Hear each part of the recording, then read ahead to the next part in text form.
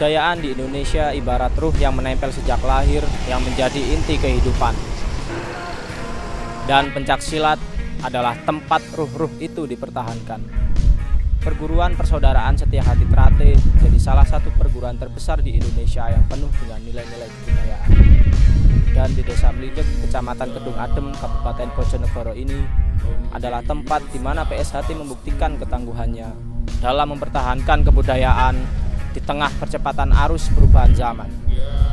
Selamat datang, inilah perjalanan kami.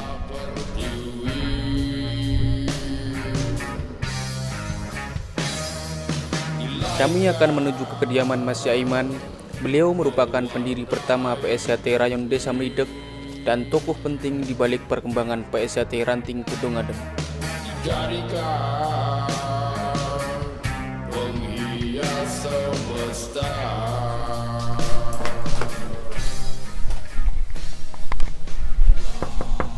Assalamualaikum. Mas ya. Nggih, Pripun kabarin jenengan? alhamdulillah sehat. Monggo. Alhamdulillah. Nggih. Perjuangannya dalam mempertahankan budaya pencaksilat ini telah menurun hingga generasi sekarang.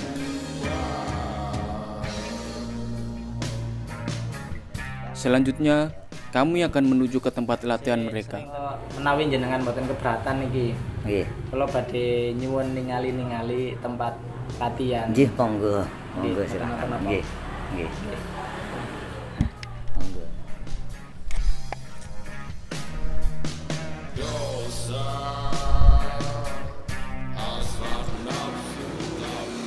Nah, memang biasanya kegiatan latihan ini dari jam berapa sampai jam berapa, Pak? Nah, ini nak siang ini kan sore, cuma nak malam ini kan malam Kamis karo malam Minggu ini sampai jam 10 kalau ini PPKM ini kan. Oh, ngoten. Nggih.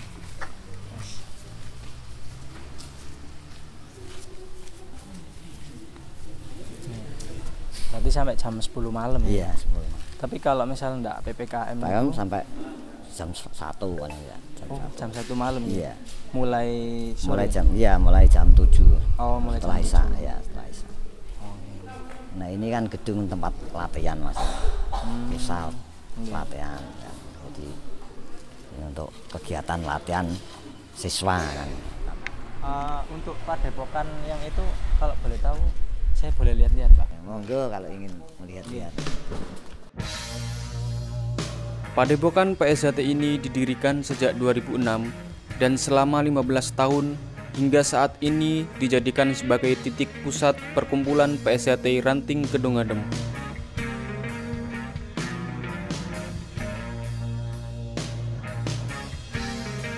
Saya mulai di sini tahun 1985, di mana saya berada di Kedung Adem ini setelah saya pindah dari Surabaya ke Kedung Adem. Saya mendirikan latihan PSHT di Kedung Adem.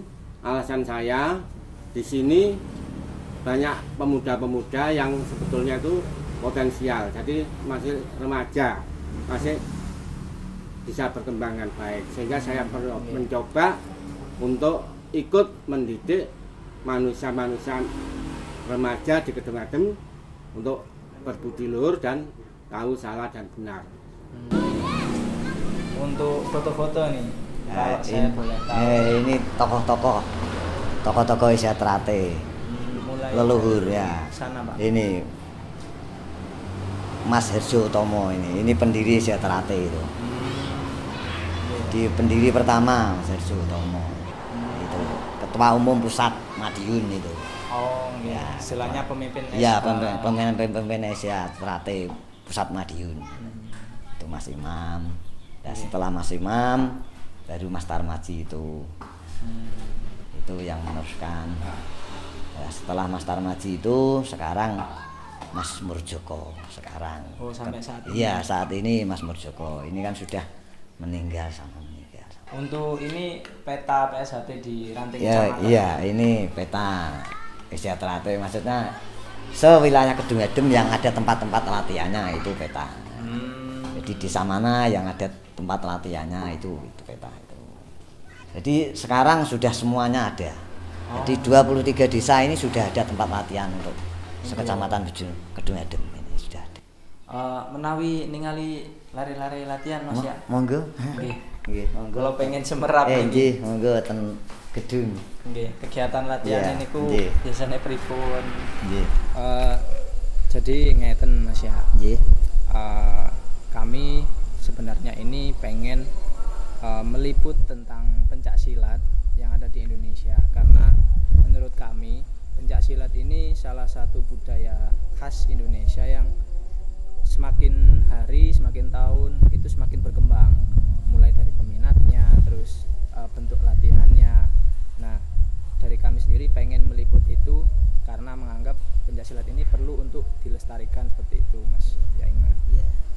Nah, karena PSHT ini salah satu perguruan terbesar di Indonesia bahkan di dunia juga, akhirnya kami memutuskan pengen mengulik kayak sejarah, kemudian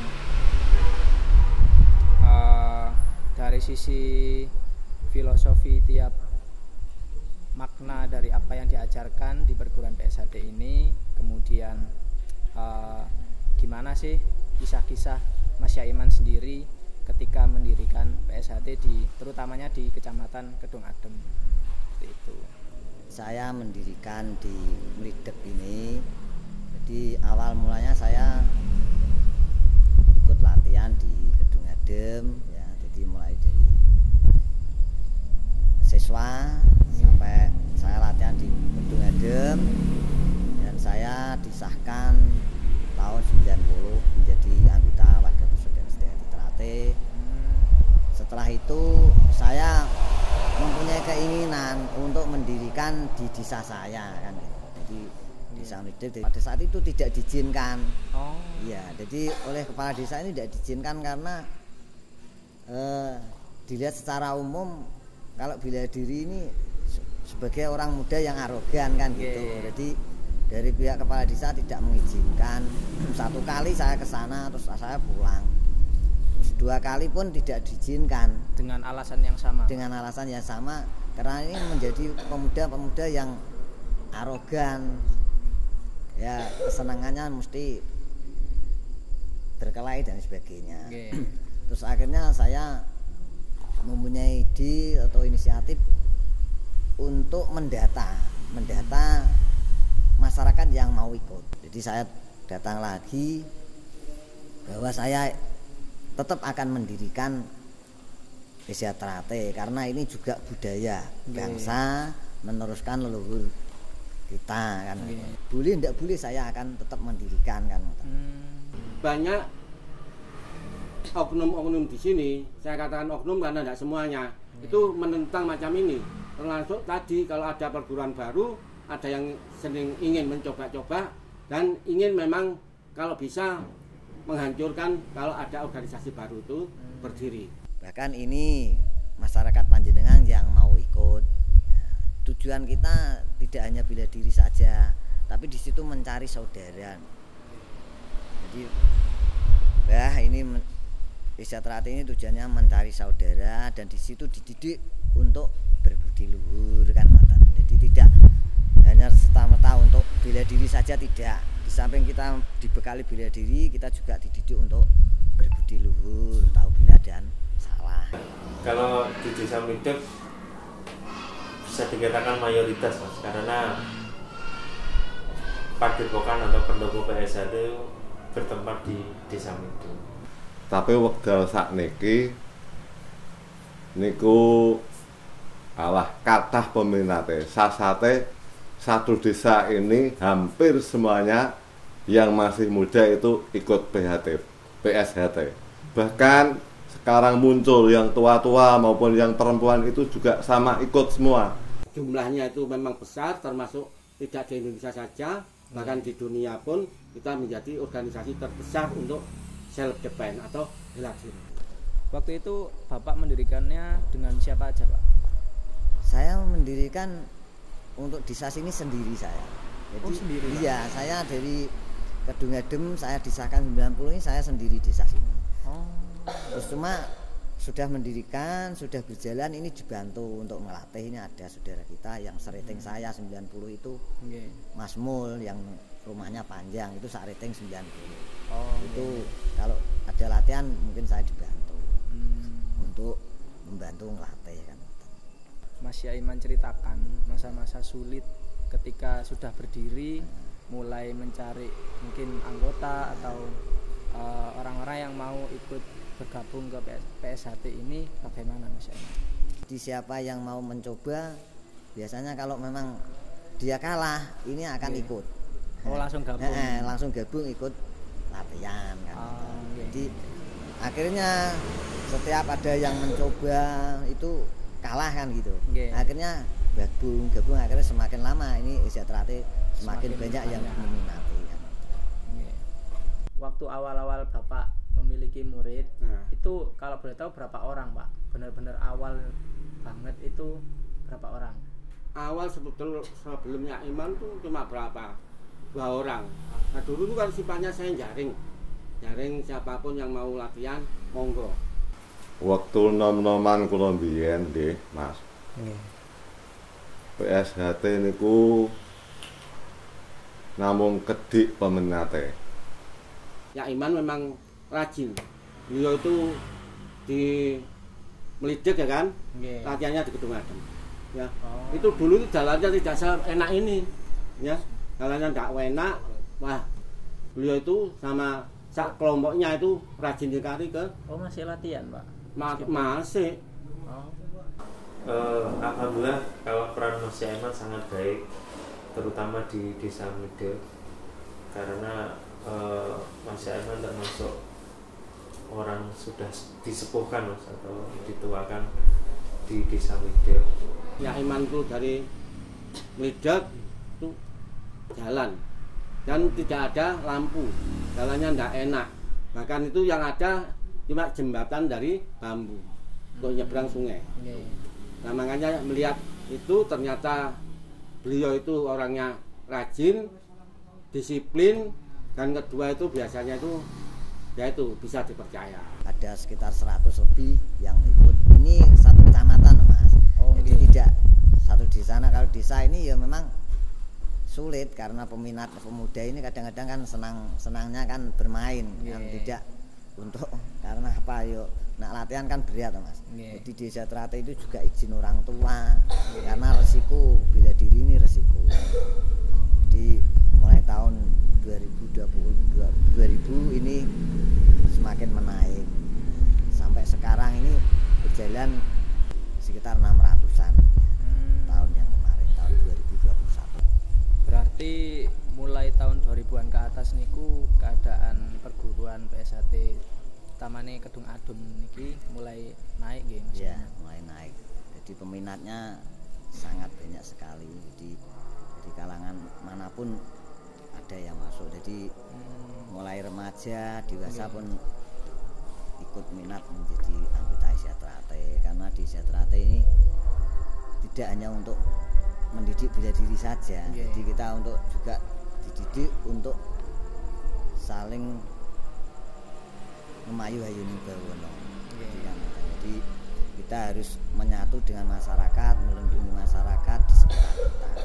Jadi tidak dari kalangan remaja saja, jadi orang-orang dewasa ini juga banyak yang ikut.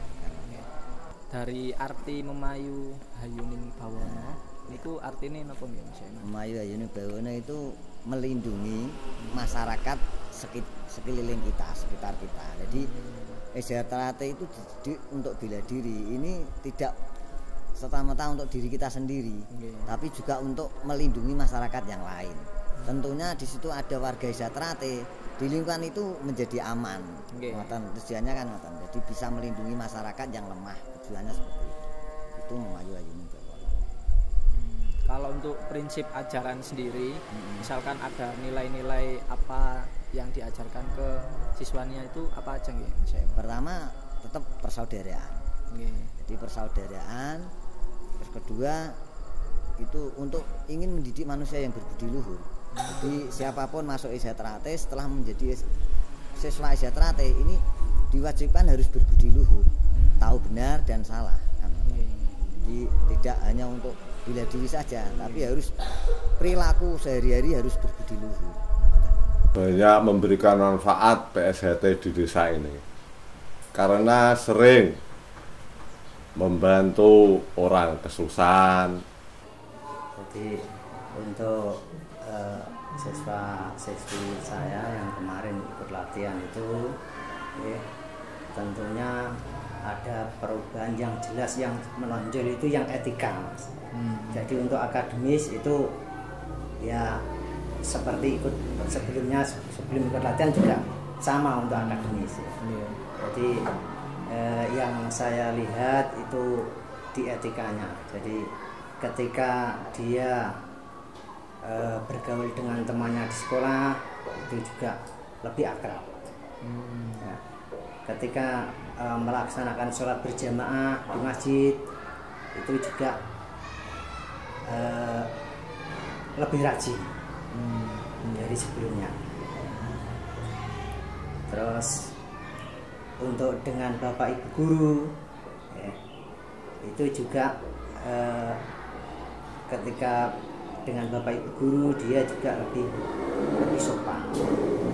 Terus ketika saya coba tanya dengan orang tua peserta didik tersebut, ya, jawabannya juga dia bilang katanya juga lebih bagus dari sebelumnya dengan orang tua. Untuk niki Mas Iman, mungkin kalau boleh tahu Ya. makna dan filosofi dari lambang SH Trate niku kan ada kembang trate, terus ada senjata-senjata yang di samping-sampingnya niku.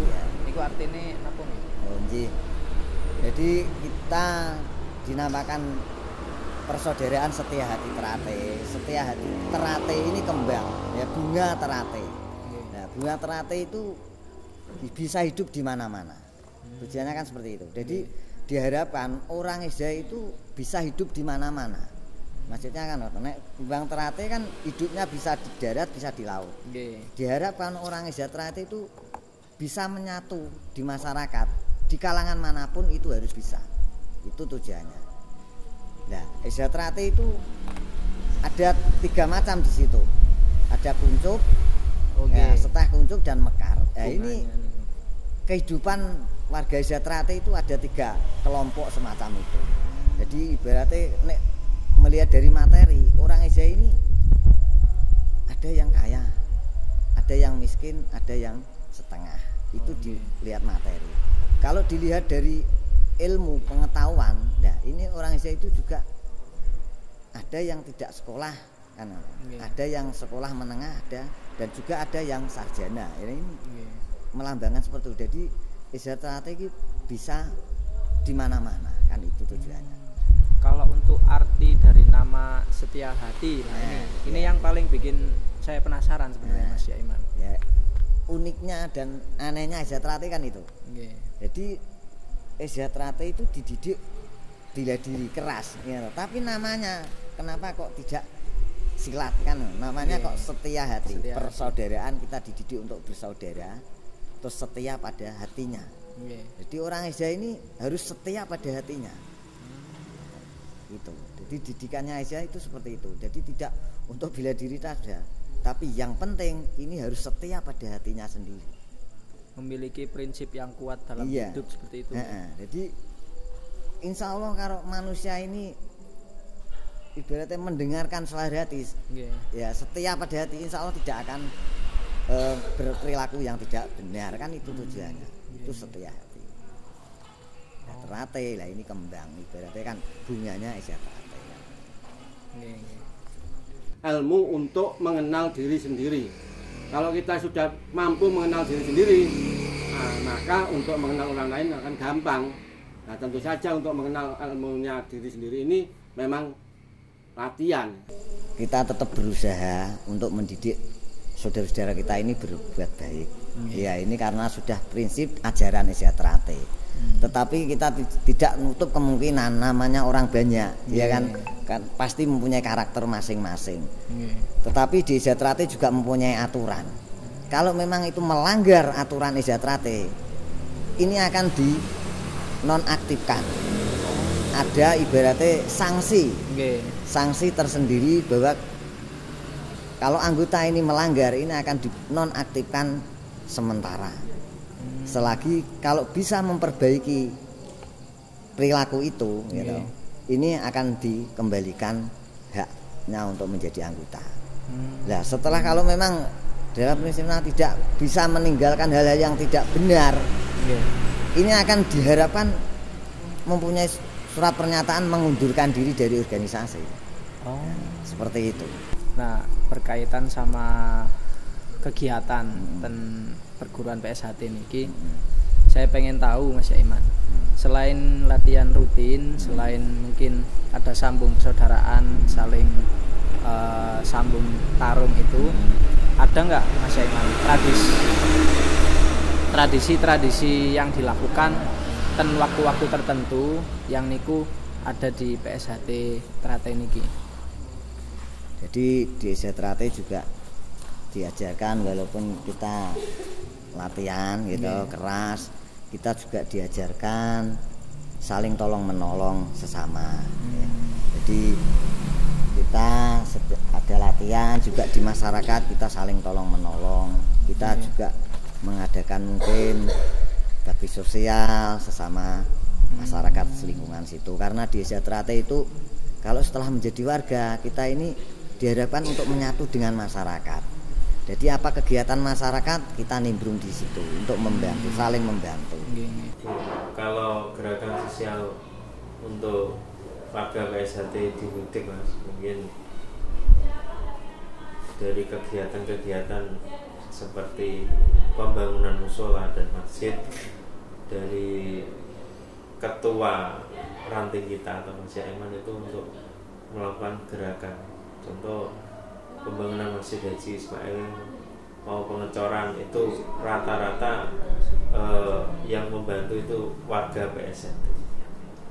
Tapi alhamdulillah berhubung ada PSHT, kalau kita mau meminta tolong, bahkan kadang nggak usah minta tolong, sudah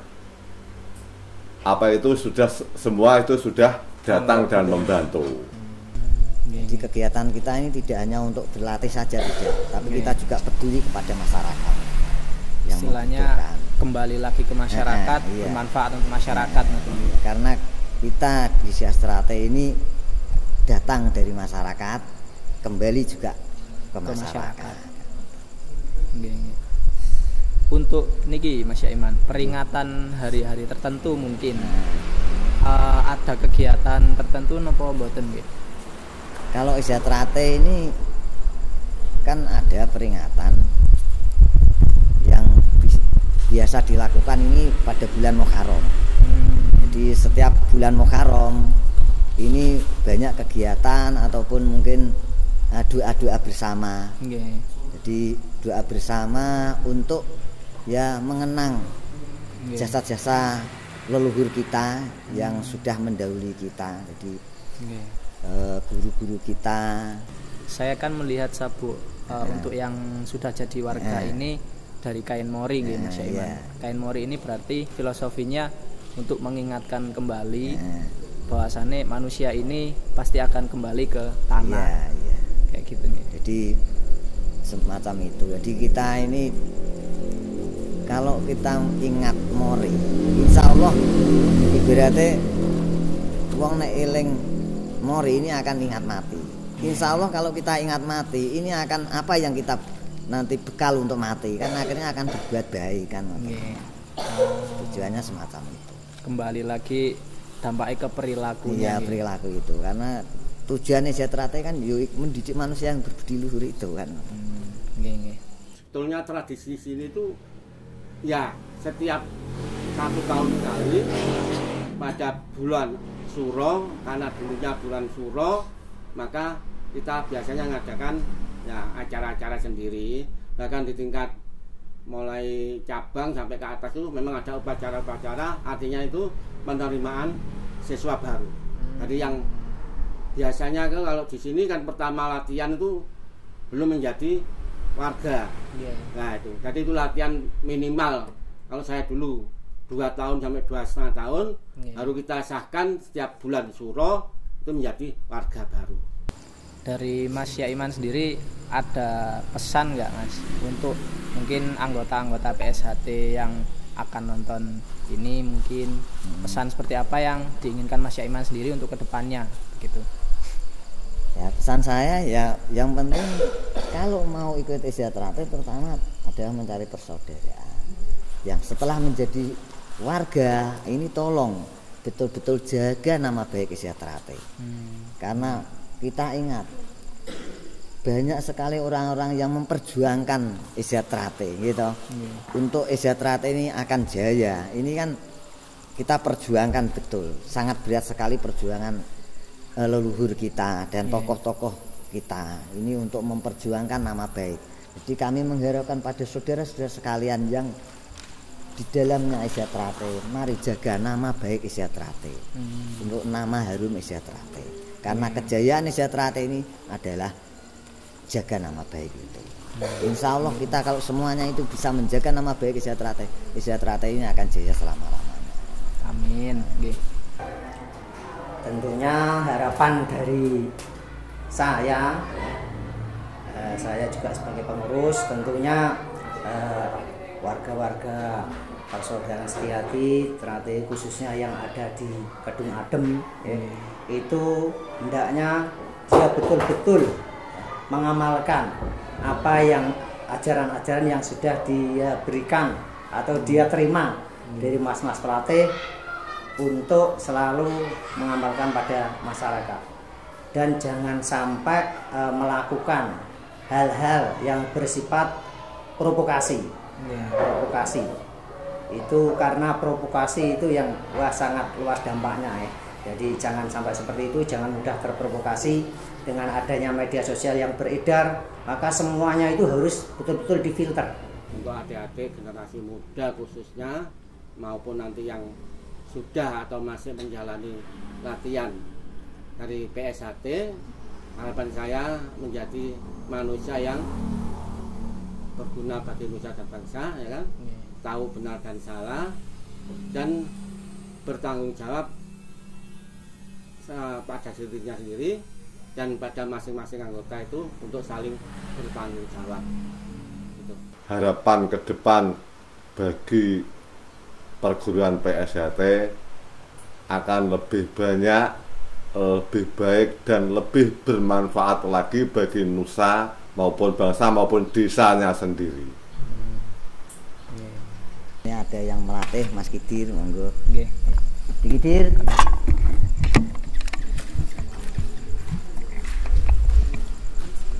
Nah, ini saudara kita ingin tahu lebih dalam tentang latihan, monggo. Nggih. Matur nuwun sanget nggih, Saya. Monggo. Nggih. Nah, ini aku penasaran nih, Mas. Iya. Pengen nyoba gerakan-gerakan. Nggih, monggo. Boleh nggak? Nggih, Kira-kira? sakit. Praktek lah istilahnya. Nggih. Sampeyan ajari langsung mungkin atau diajari. Ya, ini kan Teman-teman. teman adik-adik ini baru latihan teknikan. Ini Iya. teknikan untuk mengikuti event-event pertandingan. Jadi ini seperti ini kan sautan bantingan gitu. Iya. Boleh monggo sakit Oke. dicobi. Nggih. Tendangan seperti tendangan itu apapun serangan itu yang paling inti adalah tepat sasaran. Oke. Kalaupun tendangan atau pukulan itu tidak tepat sasaran, walaupun powernya tinggi itu tetap kemungkinan tidak bisa menjatuhkan lawan. Jadi harus tetap total. Misalnya tendangan kita C, kita ambil sasarannya, biasanya perut, lempeng. Nah, misalkan dari depan pasang, kita harus siap nyerang, sang. Nah itu contohnya. Sakit, monggo. Nyoba ini. Dicobi, nggih. Di efek Kalau dulu. Kiri mawon nggih. Nggih. Nek bal-balan pas cilik iki bisa. Oh. Ya no pasangnya. Pasang. Oke. Siap mawon. Ngeten. Kuda-kudanya siap-siap kuda-kuda. Oke. Nah. Ngeten. Langsung tendang. Oke. Ngeten. Keras. Sering main sepak bola. Iya, Mas. Cepat. Calon atlet aku biyen. Berarti untuk mematangkan beberapa gerakan niku butuh beberapa kali latihan guys. Iya. Memang di SDA Trate wilayah Kedung ini kan diwajibkan untuk latihan sendiri di rumah gitu seperti itu.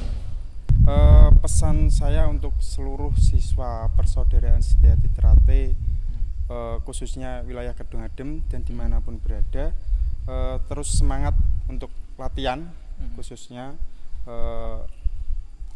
seperti sesepuh kita falsafah Jawa itu mengatakan sepiro gedene yang sensoro yen tinompo amung dadi coba. Jadi seberapa berat latihan Anda panjenengan niku kalau kita terima dengan rasa ikhlas itu insya Allah akan baik untuk kita gitu.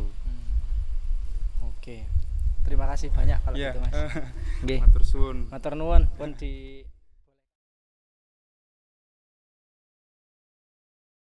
Bicara kebudayaan dari waktu ke waktu memang tak ada habisnya. Ibarat hubungan manusia dan kebudayaan adalah lingkaran yang tak berujung. Dan dari PSHT kami belajar bahwa sejatinya kebudayaan silat tradisional mengajarkan banyak hal tentang nilai-nilai luhur kemanusiaan yang seharusnya diterapkan di masyarakat. Jika saja setiap orang dapat memahami kebudayaannya sendiri, mungkin perilaku yang menyimpang tidak akan ada. Apakah kita sudah memahami nilai ajaran budaya kita dengan baik?